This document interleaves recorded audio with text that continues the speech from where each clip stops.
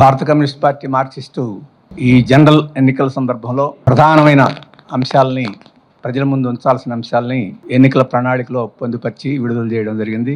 అది మీ అందరికీ ఇచ్చాం. దానిలో కీలకమైన అంశాలు ప్రత్యేకంగా వేరు చేసి మీకు అందరు కూడా ఇవ్వడం జరిగింది. ఇంకా వివరాలు మొత్తం మేనిఫెస్టోలో ఉన్నాయి, వాటిని కూడా మీరు పరిశీలించవచ్చు. సిపిఎం ఒక ప్రత్యామ్నాయ కార్యక్రమాన్ని ప్రజల ముందు ఉంచుతుంది. ఈరోజు అధికారంలో ఉన్న బీజేపీ ఎన్డీఏ ప్రభుత్వం అనుసరిస్తున్న విధానాలు దేశానికి, దేశ ఐక్యతకి, దేశ అభివృద్ధికి చాలా ఆటంకంగా ఉన్నాయని చెప్పి సిపిఎం భావిస్తుంది. అందుకని కొన్ని ముఖ్యమైన అంశాలు, ఖచ్చితంగా మార్పు జరగాల్సిన అంశాలు కూడా పేర్కొనడం జరిగింది. బీజేపీ ప్రజాస్వామ్యాన్ని హాని చేస్తూ ఉంది.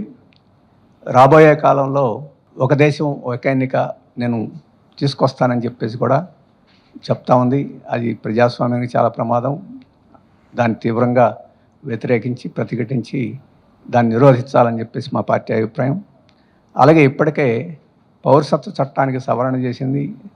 అది లౌకికవాదానికి అలాగే మైనార్టీ ప్రజలకి చాలా హాని చేస్తుంది. దాన్ని రద్దు చేయాలని చెప్పి సిపిఎం కోరుతుంది. కాశ్మీర్ని రాష్ట్ర ప్రతిపత్తిని రద్దు చేస్తూ 370 అధికారాన్ని తొలగించారు. కాశ్మీర్ని రాష్ట్ర ప్రతిపత్తిని పునరుద్ధరించాలని, దానికి ఉన్న ప్రత్యేకతలను పునరుద్ధరించాలని చెప్పి కూడా సిపిఎం కోరుతుంది. అప్పుడే మన దేశం సమగ్రంగా సమైక్యంగా ముందుకు పోతుందని చెప్పి అభిప్రాయపడుతుంది. నూతన విద్యా విధానం, న్యూ ఎకనామిక్ పాలసీస్ పేరుతోటి ప్రమాదకరమైన పద్ధతులను దానిలో ప్రవేశపెట్టింది. దాన్ని రద్దు చేయాలని చెప్పేసి కోరుతున్నాం. అలాగే రాష్ట్రాల యొక్క హక్కుల్ని కాలరాయడమే కాకుండా రాష్ట్రాల యొక్క ఆర్థిక ప్రతిపత్తిని చాలా తీవ్రంగా దెబ్బతీసే పరిస్థితుంది. అందుకని మొత్తం దేశంలో వసూలయ్యే అన్ని రకాల పన్నుల్లో 50% రాష్ట్రాలకు కేటాయించాలి అని చెప్పేసి మేము కోరుతున్నాం. క్రమేణా బీజేపీ వచ్చిన గత 10 సంవత్సరాల్లో ఈ శాతం 31% పడిపోయింది. అందుకని రాష్ట్రాలు తీవ్రమైన ఇబ్బందుల్లో ఉన్నాయి. అందుకని 50% ఇవ్వాలని చెప్పేసి కూడా కోరుతున్నాం. దానికోసం పోరాడతాం. అలాగే ఉపాధి చట్టం, ఆరోగ్య చట్టం, విద్యా హక్కు ఎలాగో ఆరోగ్య హక్కు, ఉపాధి హక్కు కూడా చట్టాల రూపంలో రావాలని చెప్పేసి మేము కోరుతున్నాం. ప్రైవేట్ రంగంలో రిజర్వేషన్లను అమలు జరపాలి. ప్రభుత్వ రంగాన్ని పూర్తిగా ధ్వంసం చేస్తున్న నేపథ్యంలో ప్రైవేట్ రంగంలో రిజర్వేషన్లు అమలు జరపాలని, కులగణన చేయాలని చెప్పేసి కోరుతున్నాం. అలాగే ఈరోజు మొత్తం రాజ్యాంగ వ్యవస్థల్ని దుర్వినియోగం చేస్తూ ఉంది, బలహీనం చేస్తూ ఉంది, రాజకీయ ప్రమేయం చేస్తూ ఉంది. వాటి స్వయం ప్రతిపత్తిని పునరుద్ధరించాలని చెప్పేసి కోరుతున్నాం. ఇటువంటి ముఖ్యమైన విషయాలు ఈరోజు మా ప్రణాళికలో ఉన్నాయి. వాటిని మనం సాధించుకుంటేనే, అమలు చేస్తేనే దేశం యొక్క పురోగతి ఉంటుందని చెప్పేసి మేము భావిస్తున్నాం. దీనికి భిన్నంగా బీజేపీ వ్యవహరిస్తుంది కాబట్టి దాని మిత్రుల్ని ఓడించాలని చెప్పేసి మేము పిలుపునిస్తున్నాం. ఈరోజు బీజేపీ సంకల్ప పత్రం పేరుతో ఒక మేనిఫెస్టో ప్రకటించింది. దానిలో అబద్ధాలు తప్ప, మోసపూరితమైన వాగాడంబరమైన నినాదాలు తప్ప ఇంకోట్లేదు. వారి పార్టీ మీద నమ్మకం లేదు, వారి పరిపాలన మీద నమ్మకం లేదు. నా గ్యారంటీలు, మోడీ గ్యారంటీలు ఇస్తున్నాం అని చెప్పేసి పత్రలో తనను చూసి ఓటేయండి, తన పార్టీని, తన విధానాలను చూసి ఓటు కాదు వేయండి, తనను చూసి ఓటేయండి అని చెప్పుకునే స్థితికి ఆ పార్టీ వచ్చింది. నిన్న ప్రధానమంత్రి గారు త్రిపురలోను బెంగాల్లోనూ మాట్లాడుతూ ఇవన్నీ అమలు జరపడానికి నేను గ్యారంటీ అని అంటున్నాడు. 10 ఏళ్ళు ఏం గ్యారంటీ ఇచ్చారు? ఏమి అభివృద్ధి సాధించారు? మన మోడీ గారు చెప్తున్నారు 10 ఏళ్లలో మేము చేసినవన్నీ ట్రయలర్ మాత్రమే, అసలు సినిమా రాబోయే కాలంలో ఉంటుందని చెప్తున్నారు. ఈ ట్రైలరే ఎంత ముదనష్టంగా ఉంటే అసలు సినిమా ఎంత రోతగా ఉంటుందో మనం చూడవచ్చు. ఈరోజు ఈ ప్రభుత్వం దాని విధానాలు ఎటువంటి పరిస్థితి ఇచ్చినాయో 4 అంశాలు చూస్తే మనకు అర్థమవుతుంది. ఉపాధి విషయం చూస్తే ఈ 10 ఏళ్లలో నిరుద్యోగం విపరీతంగా పెరిగిపోయింది. ముఖ్యంగా గ్రాడ్యుయేట్స్, సెకండరీ స్కూల్ చదివిన వాళ్ళల్లో నిరుద్యోగం ఈ 10 సంవత్సరాల్లో దాదాపు రెట్టింపు అయింది. ఇది మేము చెప్తున్నది కాదు, ఈ ప్రభుత్వం లేబర్ అండ్ ఎంప్లాయ్మెంట్ సర్వే చేసిన దాంట్లోనే ఇది స్పష్టంగా ఉన్నది. అసమానతలు విపరీతంగా పెరిగిపోయినాయి. ఒక గణాంకం ఇస్తే మనకి అర్థమవుద్ది. 2012లో 1000 కోట్ల పైబడి ఆస్తి కలిగిన వారు 100 మంది ఉన్నారు మన దేశంలో. ఇప్పుడు మోడీ గారి పరిపాలనలో 2022 లెక్కల ప్రకారం 1103 మంది పెరిగారు. కాబట్టి బాగా పెరిగారు ధనవంతులు.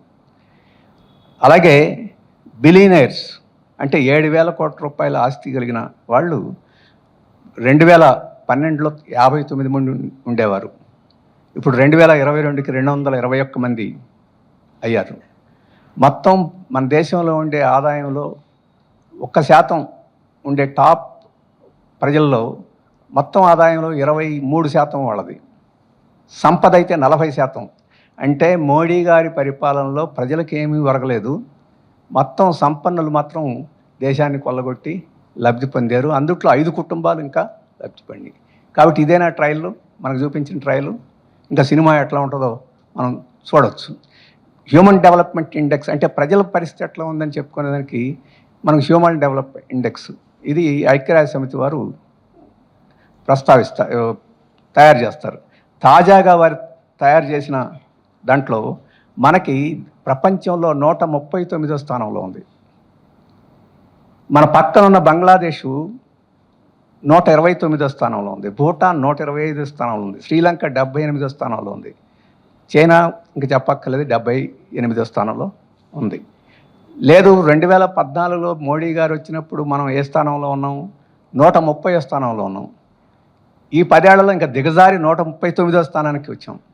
మరి ప్రజల పరిస్థితి, వారి చదువు, ఆరోగ్యం, వారి తిండి ఈ రకమైన పరిస్థితి ఉంటే ఇండియా ఏదో మొత్తం ప్రపంచం అంతా ఈర్ష్యపడేట్టుగా అభివృద్ధి చెందుతుందని చెప్పేసి ఈరోజు బీజేపీ ప్రచారం చేస్తుంది. మోడీ గారు అంటే దేశంలో, ప్రపంచంలో కల్లా ఇప్పుడు 5వ స్థానంలో ఉన్నాం, 3వ స్థానానికి మేము వెళ్ళిపోతున్నాం త్వరలో అన్నారు. 144 కోట్ల జనాభాలో 3వ స్థానం, 4వ స్థానం అనేది కాదు, తలసరి ఆదాయం ఎంత ఉందనేది. ఇప్పుడు తలసరి ఆదాయం 2,600 కోట్ల రూపాయలు తలసరి ఆదాయం ఉంది. ఈ 2,600 కోట్ల రూపాయల తలసరి ఆదాయం తీసుకుంటే మనం 120 స్థానంలో ఉన్నాం. అంటే ప్రపంచ దేశాల్లో ఎక్కడ ఉన్నామంటే 120వ స్థానంలో ఉన్నాం. ఇది మనం చెప్తుంది కదా, దూరు సుబ్బారావు గారు, ఆర్బీఐ మాజీ గవర్నరు, మనం సంతోషించాల్సిన 2వ స్థానం, 3వ స్థానంలోకి వెళ్ళేమని కాదు, తలసరి ఆదాయం ఏ స్థానంలో ఉందనేది మనకి గిఫ్ట్ రాయని చెప్పేసి ఆయన 2 రోజుల నుంచి ఆయనే చెప్తున్నారు. ఇవన్నీ చూసినప్పుడు వీరి యొక్క మాటలు అనేవి అవి చేదు మందుకి తీపి పూత పూసినట్టు వారు చేస్తున్న అన్యాయాలని కప్పిపెట్టుకోవడానికి చెప్పే మాటలు తప్ప ఇంకోటి కాదని చెప్పేసి అనుకోవడం. ఇక సిపిఎంకి సంబంధించి రాజ్నాథ్ సింగ్ గారు నిన్న మొన్న ఒక విమర్శ చేస్తున్నారు. మా మేనిఫెస్టోలో మేము భారతదేశానికి సంబంధించిన అణ్వాయుధాలని మేము వస్తే రద్దు చేసేస్తాం, వాటిని నాశనం చేసేస్తాం అని చెప్పి సిపిఎం అంది. ఇది దేశ భద్రతకి ఎంత ప్రమాదం, మీరు దేశద్రోహంగా వ్యవహరిస్తున్నారని చెప్పేసి ఆయన విమర్శలు చేశారు. మరీ అన్యాయంగా ఉంది. ఆయన మా మేనిఫెస్టోని చదివాడా లేదనేది, చదివితే ఆయనకి ఇంగ్లీషులో, హిందీలో రెంట్లో ఉన్నాయి, అర్థమైనయా లేవా అనేది ఆశ్చర్యం కలిగిస్తుంది. నేను అవేమీ అనుకోవడం, అంత స్థాయిలో ఉన్నవాడు అర్థం చేసుకోలేనంత మా మీద దుష్ప్రచారం చేసి, గోబెల్స్ ప్రచారం అంటామే, ఈ గోబెల్స్ ప్రచారం చేసేదానికి చేసేది మేము ప్రపంచంలో అణ్వాయుధాలు ఉండకూడదు అని కోరుకుంటున్నాం. ప్రపంచంలో అణ్వాయుధ దేశాలన్నీ ఒక ఒప్పందానికి వచ్చి క్రమేణా వాటినన్నింటినీ డిస్మాంటిల్ చేయాలని చెప్పేసి మేము కోరుకుంటున్నాం.